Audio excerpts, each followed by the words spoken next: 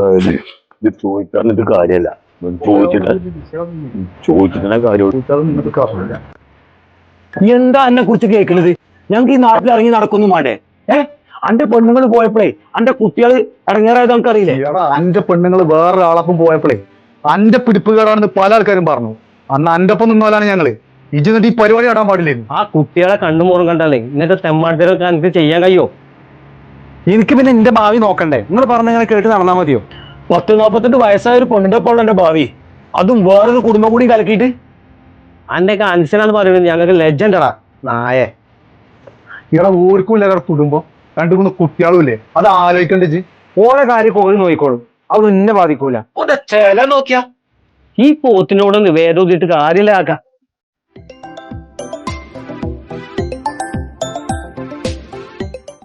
Hello, ഇത് ഫിദിം അജ്നാസ് പഠിക്കുന്ന സ്കൂളത്തെ മാഷാണേ. പറഞ്ഞോളി. അത് ഫിദന്റെ ഉപ്പാന്റെ ഏട്ടനാണല്ലേ? അതെ. ഞാൻ നിങ്ങളുടെ മോൻ അജ്മലുണ്ടല്ലോ, +2 പഠിക്കുന്ന, ഞാൻ അവന്റെ കയ്യിൽ നിന്ന് ഈ മൊബൈൽ നമ്പർ വാങ്ങിയതേ. ശരി.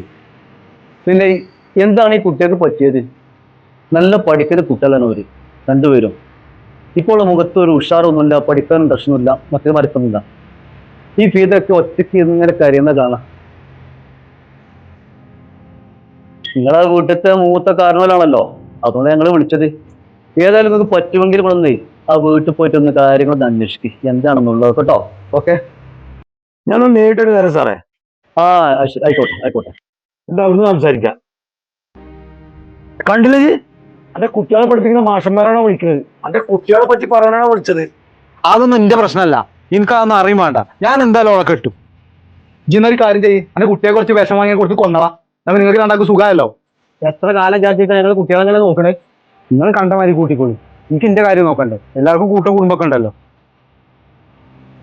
എന്താ ഇതിലൊക്കെ പറയാ? ആ പെണ്ണിനുണ്ട് 3 കുട്ടികൾ. ഇങ്ങനത്തെ ആൾക്കാർക്ക് ഈ പടച്ചോളം എന്തിനെങ്ങനെ കുട്ടികളെ കൊടുക്കുന്നത്? അതിപ്പോ കുട്ടികളെയും കൂടി അടങ്ങാറാക്കണ്ടേ?